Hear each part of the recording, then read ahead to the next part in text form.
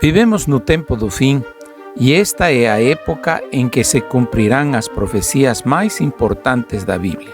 Hoje, mais do que em qualquer outro momento, precisamos dedicar-nos ao estudo destas profecias.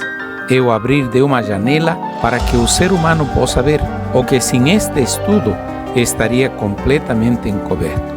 Os livros de Daniel e Apocalipse permitem a entrada de Deus na história humana e você perceberá, ao longo do estudo destes livros, o controle de Deus sobre o tempo e as sucessivas etapas da história. Será revelador e confortante entender que não estamos à deriva, que tudo está no controle do Pai Celeste e um dia tudo chegará ao fim.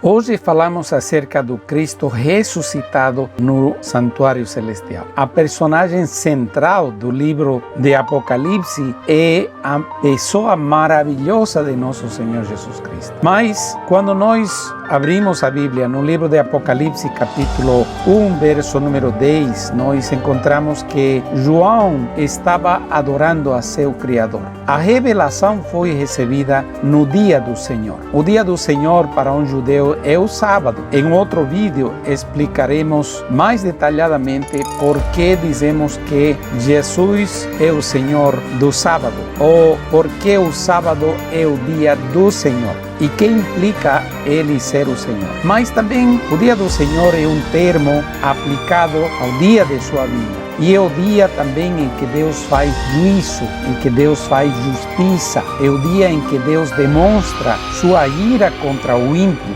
Sem dúvida, João queria ver quem estava falando com ele. E aí nós encontramos no livro de Apocalipse, capítulo 1, o verso 12 e o verso 13, ele disse: voltei-me para ver quem falava comigo. E voltado vi 7 candeeiros de ouro. E no meio dos candeeiros, um semelhante ao Filho do Homem, com vestes talares, cingido até a altura do peito, com uma cinta de ouro. João, meus amados, descreve cada palavra falada pelo Filho do Homem, porque a palavra de Cristo é penetrante, é cortante, é separadora, é reveladora, é absolutamente irresistível.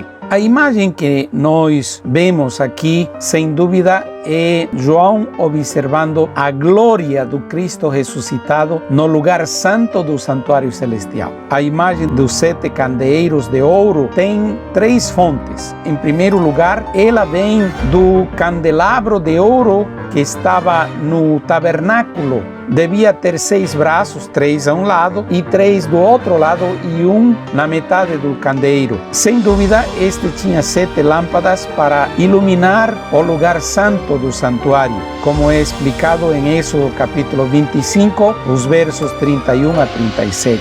A imagem do candeeiro de ouro também vem do templo de Salomão. Nela deveria haver 5 candeeiros de um lado à direita e 5 candeeiros à esquerda, como diz 1 de Reis, capítulo 7, verso 49. Vem da visão de Zacarias, que viu um candeeiro de ouro maciço com um tanque no topo, com suas 7 lâmpadas, como explicado em Zacarias capítulo 4, verso número 2. A melhor maneira, meus amados, de se preparar para uma nova revelação da verdade é estudar a revelação que Deus deu no passado. No meio de 7 candeeiros, disse João, ele viu um que parecia um filho do homem. Sem dúvida, isso nos leva à referência que está lá no livro de Daniel, capítulo 7, verso 13, em que o reino, o poder e o domínio são dados pelo ancião de dias, que é o Pai, a alguém semelhante a um filho do homem. O texto bíblico diz literalmente: eis que vinha com as nuvens do céu, um como filho do homem, e dirigiu-se ao ancião de dias e o fizeram chegar até ele. Como sabemos, pelo uso que Jesus fez desse título, Filho do Homem, se torna nada menos que um título do Messias. E ao usá-lo aqui, João deixa bem claro que a revelação que ele recebe vem do próprio Senhor Jesus Cristo. Ele, diz o texto bíblico, estava vestido com um manto que ia até os pés. Seu peito estava cingido por um cinto de ouro.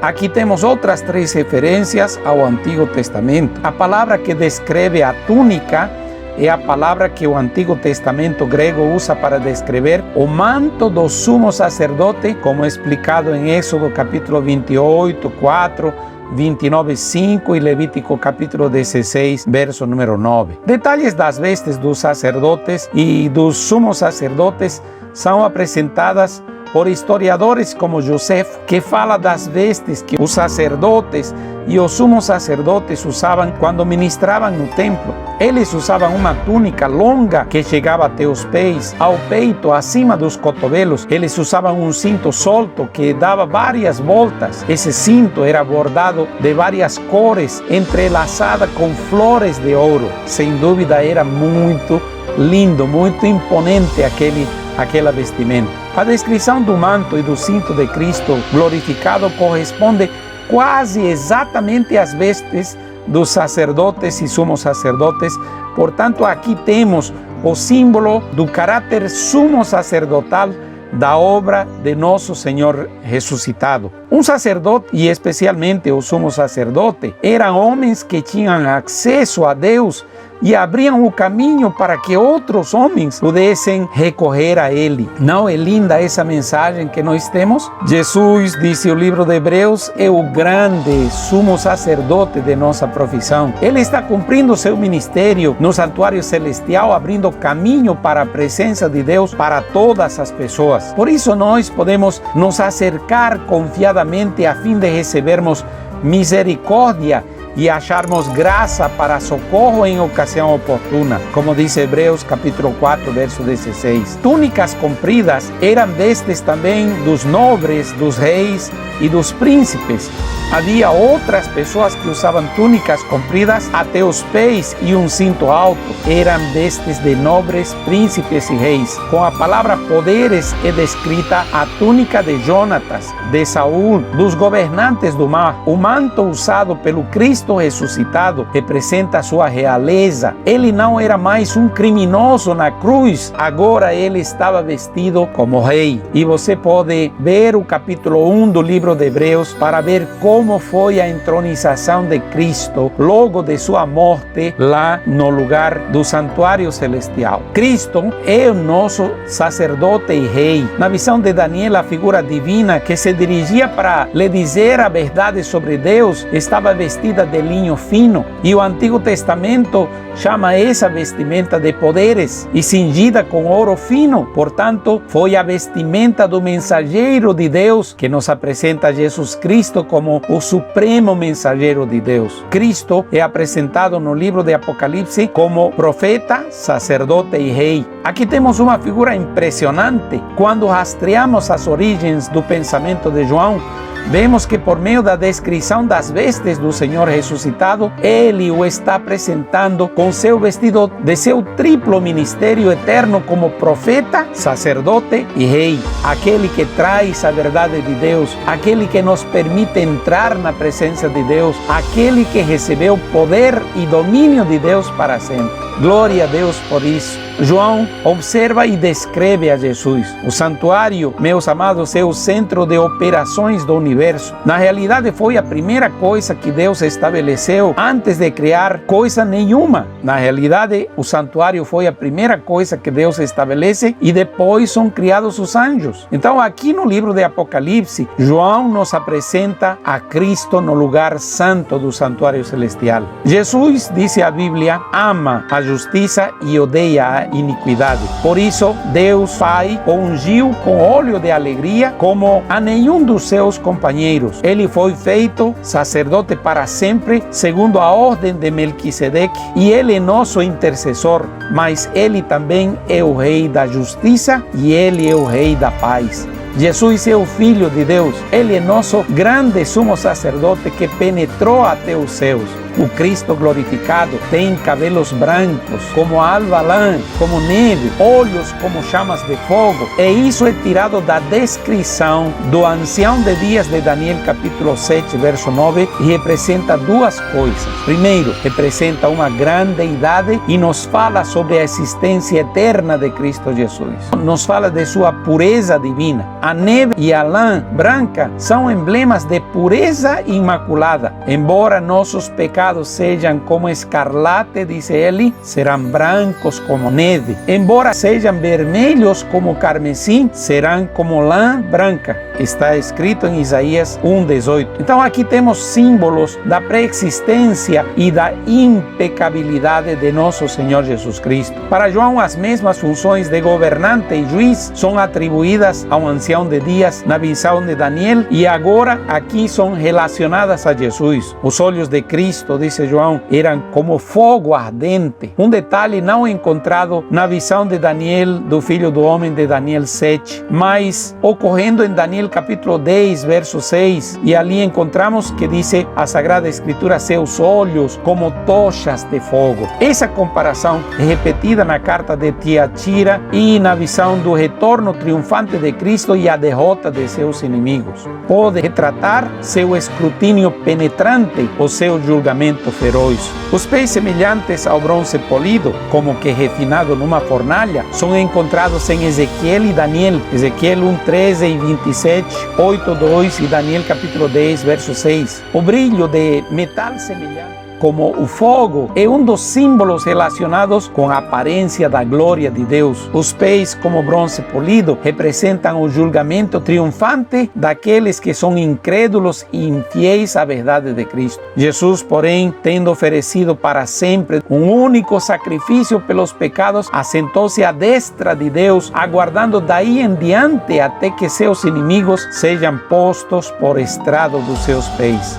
Disse o Senhor a meu Senhor: assenta-te aqui à minha direita, até que eu ponha teus inimigos por estrado dos teus pés. Lucas capítulo 20, verso 42 e 43. Deus olha para todo soberbo e humilha-o. Calça aos pés os perversos no seu lugar, disse o livro de Jó capítulo 40, verso 12. E Malaquias capítulo 4, verso número 3, falando acerca do julgamento de Deus e como os justos participarão da salvação e também do julgamento, Deus disse: pisareis os perversos, porque se farão cinzas debaixo da planta de vossos pés naquele dia que eu preparei, disse o Senhor dos Exércitos. Voltando ao livro de Apocalipse, nós encontramos que Cristo tinha na mão direita 7 estrelas. A mão direita, meus amados, é o lugar de poder, é o lugar de segurança, connota força, connota favor, implicando que as estrelas estão sobre sua autoridade e sobre sua proteção. Que lindo saber que Deus está cuidando de nós, está cuidando dos seus filhos, está cuidando em uma forma especial de sua igreja. Mas na antiguidade